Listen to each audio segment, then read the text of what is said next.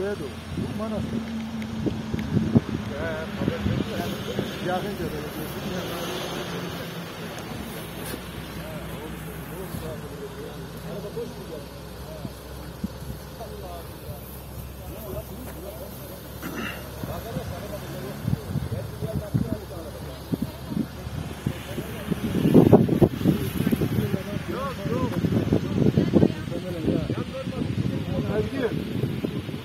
Belki şu dip taraflara falan bir bakaydınız.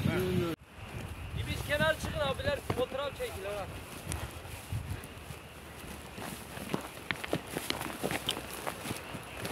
Polis abi de geldi ya. Abi biz sağa sola baktık da yine detaylı bakın ya. Altına bir bak, altına. Altı boştu abi. Kapılar kapalı. İsterseniz bakın.